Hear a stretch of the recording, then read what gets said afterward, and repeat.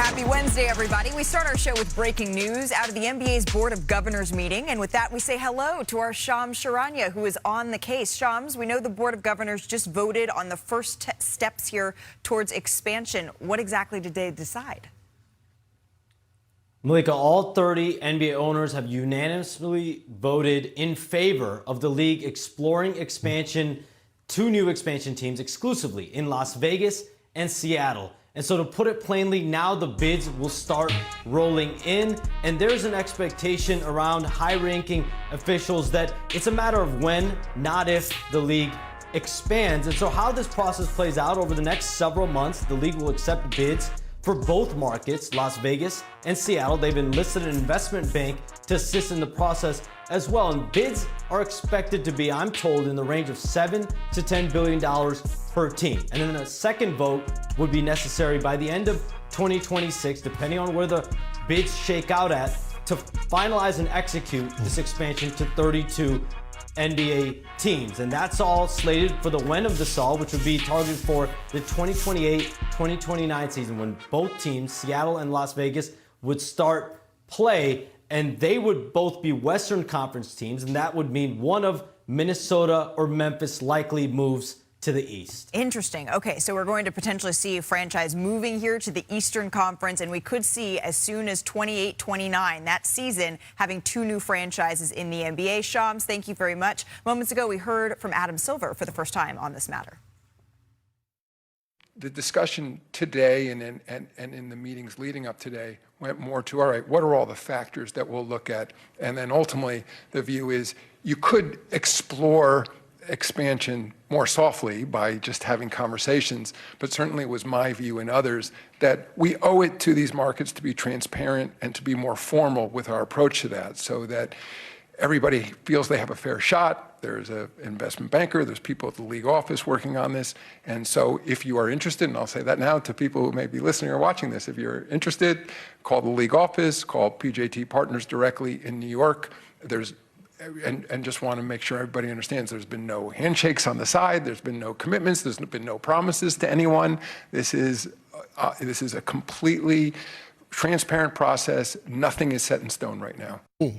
Dial 1-800-EXPANSION is essentially what Adam Silver is saying there as we welcome you inside our Los Angeles studio. Brian, if I'm a fan base of Seattle, of Las Vegas, how should I be feeling right now? First off, if you have to call the switchboard, it's too late. Okay. Dang it, Tim was so close. Number two, the Seattle Supersonics are coming back. This is definitely going forward. They would not have put the vote today unless they knew they were getting all 30 votes. It's been under process for about 5-6 years. Yeah. There's actually multiple competing bids in Las Vegas to build an arena already that have been in the process for years. There's the arena that they renovated in Seattle, which they finished that renovation 4 or 5 years ago, was designed to house the Sonics when they came back. This has been in the process for 4 or 5 years, and I would say it's accelerated over the last 6 to 9 months. There are already multiple groups that are prepared to make bids for these expansion teams. Now, whether or not they'll all come to fruition, whether or not we'll truly have multiple bidders at the price the NBA wants, sure, that's what we're going to do. But what Adam Silver just announced with those words in this vote was, ladies and gentlemen, if you want this team, start your engines. Yeah, and this is obviously a day for a great fan base in Seattle to celebrate. You know, a fan base that will be built in Las Vegas to celebrate. A competitive bidding process. Also a competitive process, I think, for Memphis and Minnesota, because let me tell you, those teams and New Orleans. Yeah, those franchises want to be the ones that move these, just because the balance of the power in this league is so heavily shifted to the West. So that's going to be a very interesting facet of expansion. And Perk, let me just cut you off real quick. And I know you know this. When the Oklahoma City Thunder moved to Oklahoma City, they left the Seattle Supersonics and their history behind. They never hung the 79 banner. They never hung the jerseys. All of that stuff is there. The Sonics will be recreated just like we saw the Charlotte Hornets essentially recreated after they... Absolutely. You know what happened in 1963? You were born? No, I wasn't born, but Sam Cooke dropped a classic. It's been a long... Are we singing? Oh, we're singing. Change gonna come? A long time coming. He's gonna hit the... But I know... Do I have to take my earpiece out? Oh, there it is. What you expect? The game has went global. We're loaded with talent all across the world. I think this is just the start of expansion. And I see a lot of people out there, doing their podcasts on other shows that are downplaying the talent that we have in the basketball world. I'm here to say that you're wrong. I'm here to say that you need to go do your research, because what we have coming up the pipeline, forget what's in the NBA right now, what you have that's coming up through college basketball and high school, think about this freshman class and think about this draft class right now. It is full of franchise players, and it's going to continue to grow. Anthony Black has a little brother right now in Florida that's in high school that's going to be a franchise player. Marcus Spears Jr., his dad, Marcus Spears, so you're my saying big the brother. criticism that there's not enough talent. You don't see the validity more there. than enough talent. And guess But what? that's not figuring in the decision. The decision is being figured in by the fact that they're going to get 7 to 10. We know that. Yeah, We're both going of about them. 20 Both of to us. 6. Yeah, It's absolutely. obvious. We know it's Okay. about All the right. dollars. As you were saying, Brian, and as Shams reported, as soon as the Tell me what it is. 2028-2029 season, we could be seeing 2 new franchises added. But what do we say we get to some of the third? Born Again Season 2, now streaming only on Disney+. We're following a developing story in the NBA. Shams Charania reporting that the Board of Governors has voted to take bids for expansion teams in both Las Vegas and Seattle. And the process is expected to generate bids in the $7 to $10 billion range for each team. High-ranking NBA official told Shams that it's not a matter of if, it's a matter of when, with the league targeting the 2028-2029 season for new teams to begin playing.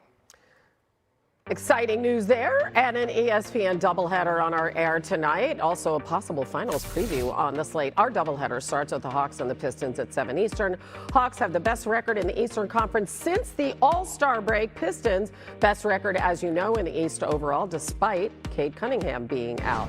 In the meantime, the Thunder and the Celtics meeting in Boston at 7:30. The last 2 NBA champs with the shortest odds to win their respective conferences at DraftKings Sportsbook. The Thunder won their first matchup by 1 score in OKC.